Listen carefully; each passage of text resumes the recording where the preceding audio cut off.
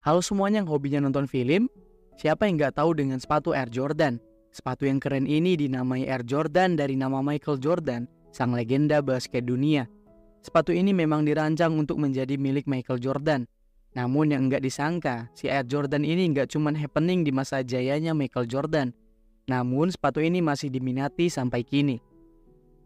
Film Air akan bercerita tentang awal mula kelahiran sepatu Air Jordan yang kemudian akan membuat untung Michael Jordan terus-menerus.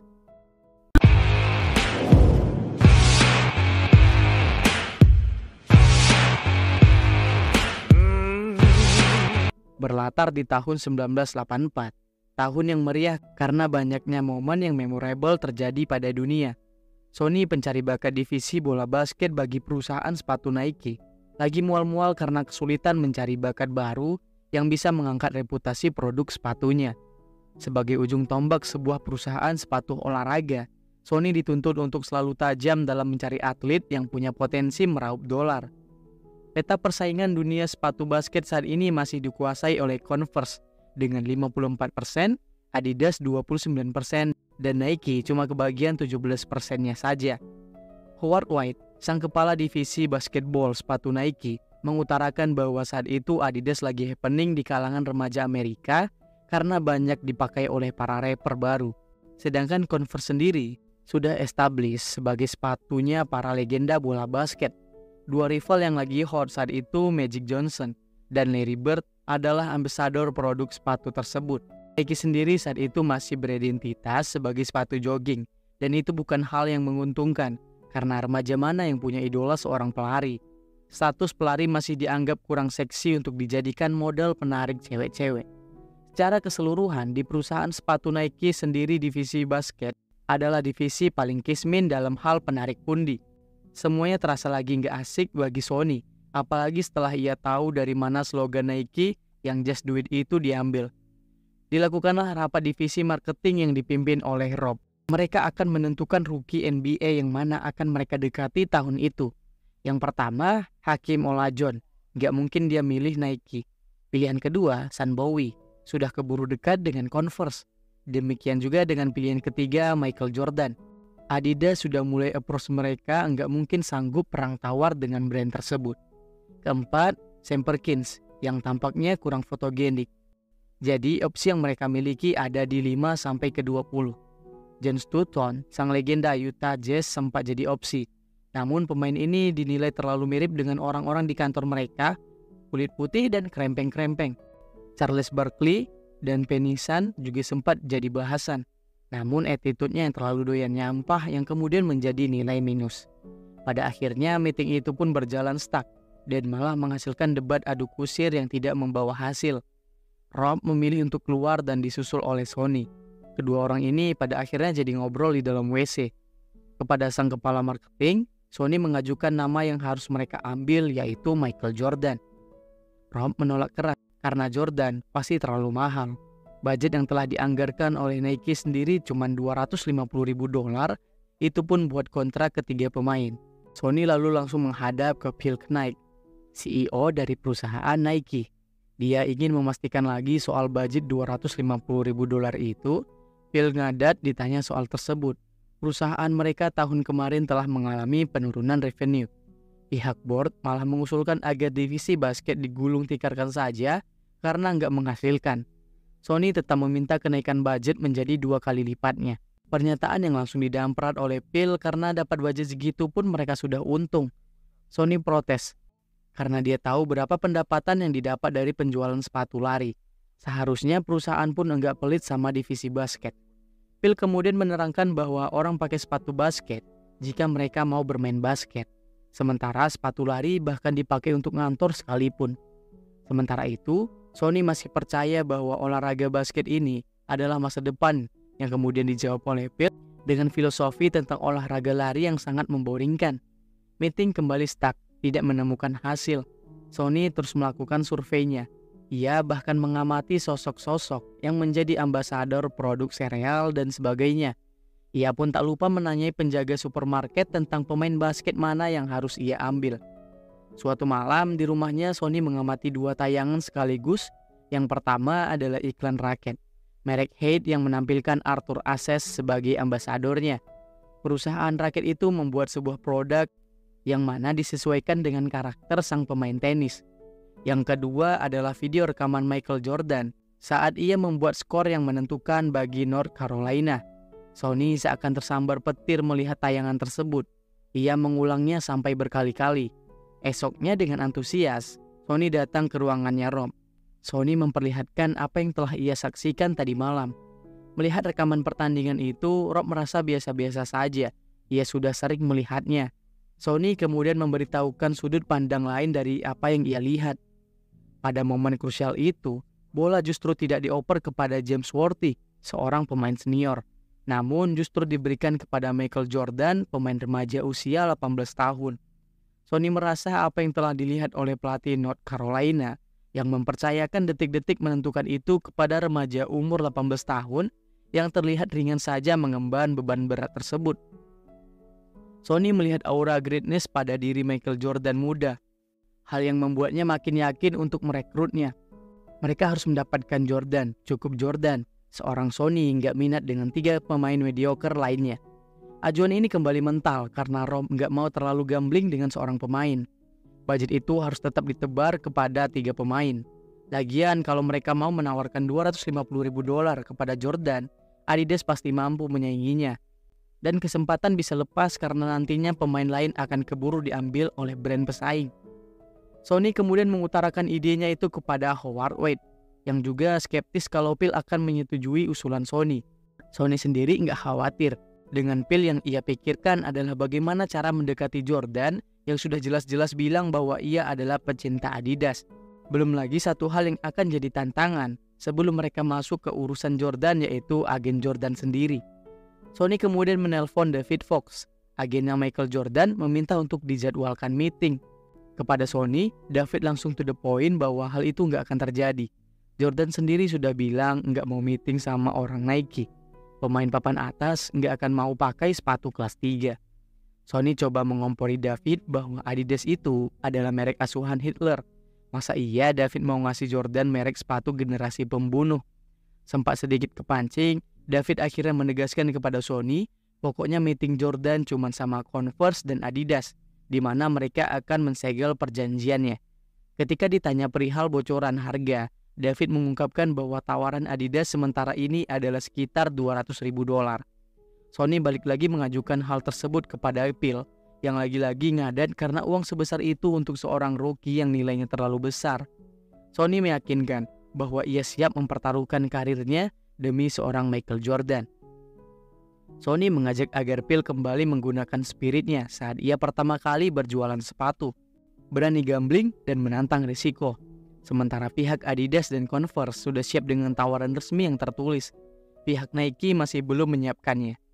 Phil ingin dilakukan meeting terlebih dahulu dengan Jordan sebelum mereka membuat tawaran resmi, hal yang justru sangat diisyaratkan oleh David Fox.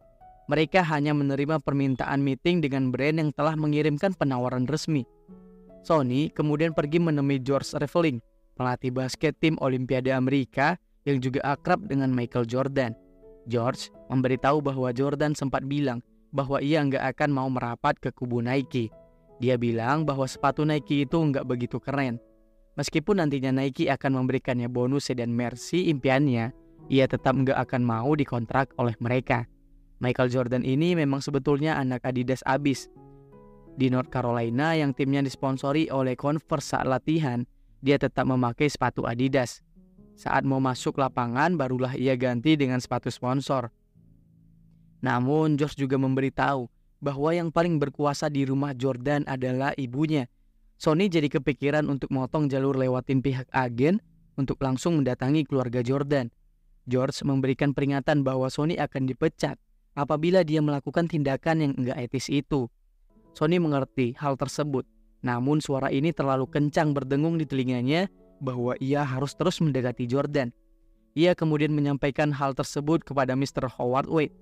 Sang bos bisa mengerti aspirasi Sony, bahwa kalaupun dia melarang, Sony tetap enggak akan mau mendengarnya. Jadi Howard enggak akan melarang asal nanti kalau Sony sudah jadi pengangguran dan dia mau numpang di rumahnya. Siap-siap saja ditempatkan di gudang karena cuman itu ruangan kosong yang ia miliki. Sendirian, Sony pun berangkat ke North Carolina dan diterima oleh ayah Jordan yang sangat ramah. Namun memang terlihat bahwa yang punya kuasa di rumah itu adalah Dolores, ibunya Michael Jordan. Saat itu Sony masih belum dipertemukan dengan anaknya. Dolores ingin agar Sony bisa terlebih dahulu meyakinkan dirinya. Di sini, Sony mencoba menggugah pendirian ibunya Jordan. Kalau Michael kontrak dengan Converse, ia akan menjadi salah satu di antara pemain hebat lainnya. Kontrak dengan Adidas? Nggak jelas, karena perusahaan itu sendiri sebetulnya masih goyang sepeninggalan Adidasler. Gabung dengan Nike, Michael akan menjadi pusat perhatian dan akan diperlakukan dengan spesial. Sespesial dirinya yang datang jauh-jauh ke North Carolina. David Fox membentak dan memaki-maki karena kelakuan Sony yang nggak sopan itu. Meskipun pada akhirnya ia menyampaikan pesan dari Dolores bahwa Michael telah bersedia untuk ketemu hari Senin depan. Phil Knight pun nggak kalah ngambek dengan kelakuan Sony ini yang dianggapnya telah melangkahi posisi seorang CEO. Phil yang kesal ini mempersilahkan Sony melakukan meeting. Namun sebagai CEO saat itu dirinya masih belum mau mempersiapkan penawaran resmi. Dia bakal pikir-pikir dulu, mungkin saja dia akan membatalkan pertemuan tersebut. Namun demikian, Sony tetap maju. Ia lalu menemui Rob yang malah excited bahwa mereka akan bertemu dengan Michael Jordan. Langsung saja Sony masuk ke ruangan kreatif dan meminta dibuatkan prototipe sepatu yang akan diperlihatkan kepada Jordan. Sony meminta agar sepatu ini didesain khusus dengan karisma dan karakteristik seorang Michael Jordan, lebih prioritas kepada segi keren ketimbang fungsi. Peter, sang desainer, hanya punya waktu beberapa hari untuk menyelesaikan sepasang sepatu keren ini. Sementara itu pihak Jordan akhirnya melakukan meeting pertamanya dengan calon endorse yang pertama yaitu perusahaan Converse. Diberikan tayangan dari iklan-iklan Converse yang dibintangi oleh Magic Johnson dan Larry Bird serta Julius Erving. Dolores mulai mengerti bahwa Michael nantinya hanya akan menjadi nomor 4 di perusahaan sepatu itu. Ia mulai paham dengan perkataan Sony tempo hari. Progres di Nike sendiri, Peter telah menyelesaikan desain sepatu untuk Jordan. Namun masih ada hal yang bikin gak sreg karena warnanya yang terlalu datar dominan putih. Pete menjelaskan bahwa desain yang ia bikin disesuaikan dengan peraturan NBA. Sepatu yang dipakai pemain 51%-nya harus mengandung warna putih. Kalau melanggar, sang pemain akan didenda 5.000 per pertandingan. Rob kemudian mengusulkan agar mereka memberikan dominan warna merah sesuai dengan warna tim Chicago Bulls dan mereka akan membayar semua denda yang akan dikenakan kepada Jordan. Fix, mereka setuju dengan usulan itu. Pete kemudian muncul dengan ide lain yaitu penamaan dari sepatu tersebut.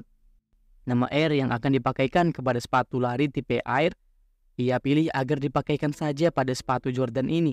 Ketemulah nama Air Jordan yang kemudian akan terpatri sepanjang masa. Trio ini sampai begadang dan nginap di kantor Hadir di waktu weekend menyelesaikan bahan presentasi untuk ketemu ibu Jordan hari Senin mendatang. Pete sendiri telah selesai dengan desainnya yang final, sebuah desain sepatu yang buat mata Sony dan Rob berkaca-kaca. Hari Sabtu itu orang tua Jordan sendiri melakukan meeting dengan orang Adidas di kantor Jerman. Mereka diperlihatkan beberapa model sepatu yang akan dipersembahkan kepada Michael. Ibu Jordan tampak nggak puas melihat hasil desainnya. Terlebih lagi ketika ia melihat bahwa di Adidas memang tidak terlihat memiliki satu orang utama sebagai pemegang keputusan. Tepat seperti yang diuraikan oleh Sony tempo hari. Di kantor Nike minggu ini, Phil mampir dan melihat bahwa timnya sedang berusaha mati-matian untuk menyongsong meeting esok hari. Tanpa banyak basa-basi, Phil langsung menanyakan nama tipe sepatunya. Sony menyebut nama Air Jordan yang tadi malam dibilang oleh Pete. Sejenak agak meragu dengan nama tersebut, namun Phil akhirnya kasih approve buat meeting esok hari.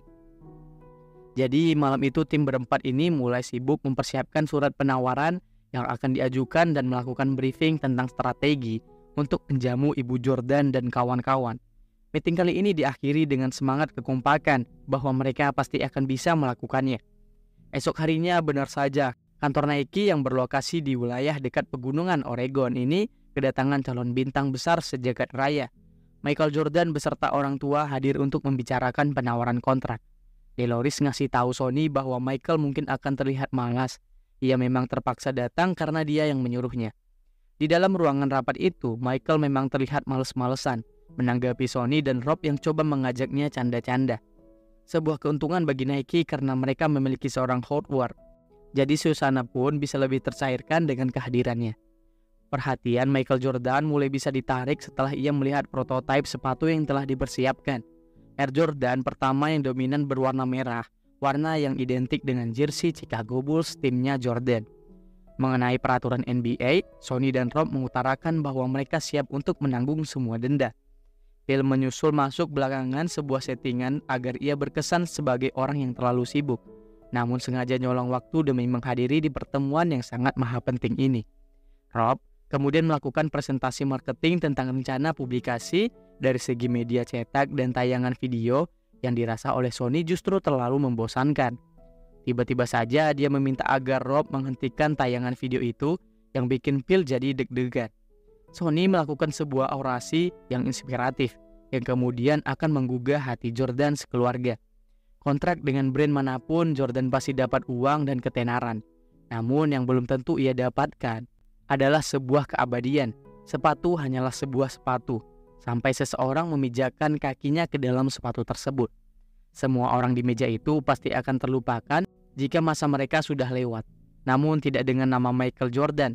Dengan sepatu Air Jordan, Nike membawa misi untuk membuat nama Michael Jordan kekal selamanya. Kalimat yang membuat keluarga Jordan jadi speechless mendengarnya. Saat momen speechless itu, Phil langsung menyerahkan surat penawaran resmi yang telah ia persiapkan. Tawaran kontrak terbesar yang pernah diberikan oleh Nike kepada seorang atlet. Selama ini perusahaan Nike telah mencoba mencari bintangnya dan mereka kini yakin bahwa Michael Jordan lah orangnya. Hook dan Jeff serta Epicard itu sepertinya cukup terasa di hati ibu Jordan. Ia tidak berkata-kata lagi selain daripada membawa kontrak Nike dan mengucap tunggu kabar dari kami. Tim Nike sudah melihat sinyal itu bahwa meeting ini telah berhasil membujuk sang superstar untuk mau melupakan Adidas. Phil sangat respect terhadap orasi Sony, meskipun ia agak tersinggung oleh ucapan bahwa nama mereka semua akan terlupakan. Sebagai founder Nike, Phil cukup yakin bahwa namanya sudah satu level dengan nama para legend lainnya. Ucapan itu diiyakan saja oleh Sony dan kawan-kawan. Hari berikutnya menjadi momen-momen nervous bagi Sony dan rekan di tim Nike. Mereka menunggu-nunggu kabar dari pihak Jordan. Bisa jadi akan datang sebuah kabar baik, namun bisa jadi pula akan muncul berita busuk. Beberapa hari kemudian datanglah telepon itu ke meja Sony, namun bukan dari pihak Jordan melainkan dari Howard White. Howard yang sudah dekat sama bokapnya Michael mendapatkan bocoran bahwa pihak Adidas telah mengajukan ulang penawarannya dengan nilai yang sama dengan Nike, plus bonus mobil Mercy 380 SL. Sony langsung balik mual ketika mendapatkan berita tersebut. Untuk lanjut melakukan manuver, mereka pun enggak akan sanggup karena cuma segitu nilai yang bisa mereka tawarkan. Lemas jadinya Sony mendengar kabar itu. Ia sempat enggak tega melihat tampang Rob yang telah sungguh-sungguh mendukungnya mengusahakan proyek Jordan. Dia juga sudah membayangkan bahwa hari ini adalah hari-hari terakhirnya berada di kantor itu. Karena mungkin saja esok hari, divisi basket Nike ini akan jadi digulung tikarkan. Namun kemudian datanglah deringan telepon. Telepon yang berasal dari orang yang tak disangka Sony, yaitu ibu Jordan sendiri. Mulai saat itu, Dolores yang mengambil kuasa penuh atas segala keputusan Michael. Ia bilang bahwa mereka tidak menerima tawaran Adidas, namun berkeputusan untuk gabung dengan Nike. Sontak, Sony pun berbalik happy. Dolores akan menerima tawaran Nike yang mana itu $250.000, berikut dengan tambahan sedan Mercy 380 SL warna merah, namun dengan satu syarat lain. Sebuah term yang akan merubah peta aturan kontrak antara sebuah produk dengan atletnya. Dolores menuntut Sony dan pihak Nike untuk mengejawantahkan apa yang telah kemarin mereka dengungkan dalam promosinya bahwa mereka akan mengabadikan nama Jordan dalam produk sepatu mereka. Untuk itu, ia pun menyarat agar semua produk Air Jordan dan dari setiap penjualan sepatu Jordan, anaknya harus mendapatkan royalti penjualan sekian persen. Sony yang tadinya sudah kandung gembira, langsung syok mendengar hal itu. Perjanjian kontrak semacam itu tidak pernah dilakukan sebelumnya dalam dunia kontrak mengontrak. Ia sangat berat bahkan untuk mendengarkan permintaan tersebut. Dolores kemudian menjawab bahwa ia tahu tuntutan pihak sponsor setelah atletnya dikontrak bahwa atletnya itu harus selalu perform terus, berprestasi terus dan terus demi agar bisa terus mendongkrak penjualan produk. Untuk itu, Dolores pun minta win-win solution biar sama-sama adil bagi sedikit dari persepatu bagi anaknya karena Michael sangat layak untuk mendapatkannya. Kalau pihak Nike yakin dengan komitmennya pada pilihan memilih Jordan, maka mereka pun harus yakin bahwa Jordan akan selalu berusaha tampil semaksimal mungkin. Sepatu hanyalah sebuah sepatu, sampai seseorang memijakan kakinya ke dalam sepatu tersebut. Meskipun dinego berulang-ulang, Deloris tetap kekeh dengan syarat yang ia ajukan. Phil yang juga sedang harap-harap cemas menunggu kabar Jordan pada akhirnya harus lunglai ketika Sony datang dengan kabar yang kurang sedap itu. Namun yang tidak diduga oleh Sony, Phil ternyata memutuskan untuk enggak peduli. Ia menyuruh Sony untuk langsung kontak balik dan menyetujui kontrak tersebut. Ia memilih untuk kembali menggunakan spirit yang ia pakai saat pertama kali ia berjualan sepatu, berani untuk mengambil resiko. Sony pun balik ke ujung telepon mengganggu ibu Jordan. Ia menyampaikan bahwa pihak Nike Corporation bersedia untuk menerima semua term yang diminta oleh pihak Michael Jordan. Resmi sudah, kini mereka berhasil menggait bintang incarannya. Sony menyuruh Rob untuk masuk ke ruangan kantor, di mana di sana ia mengumumkan bahwa mereka telah berhasil merekrut seorang bintang masa depan. Kontrak terhebat yang pernah terjadi di perusahaan itu. Bisa disebut demikian karena memang berkat sepatu tersebut yang tadinya diidamkan Phil harus meraih $3 juta dalam setahun, nyatanya sebanyak $162 juta yang berhasil mereka raup dari sepatu Air Jordan yang pertama pada tahun pertamanya saja. Penghasilan yang luar biasa dari Air Jordan yang pertama telah merubah citra Nike ketika hingga sekarang sepatu Air Jordan membawa penghasilan rata-rata $4 miliar per tahunnya bagi Nike. Bagi Michael Jordan sendiri, Air Jordan menjadi passive income yang terus mengalir hingga saat ini. Kurang lebih $400 juta menjadi gaji rutinnya tiap tahun dari hasil penjualan sepatu Air Jordan hingga sekarang ini. Setelah Air Jordan yang pertamanya, Pitmore kemudian muncul dengan ide logo baru untuk sepatu Jordan versi berikutnya, yaitu gambar siluet Michael Jordan yang ia ambil dari foto Jordan saat sedang melayang melakukan layup. Kontrak Michael Jordan dengan perusahaan Nike ini telah merevolusi model kontrak antara produk dengan pemain yang terus diikuti hingga sekarang ini. Oke, sekian dari alur ceritanya. Jangan lupa untuk like dan subscribe. See you.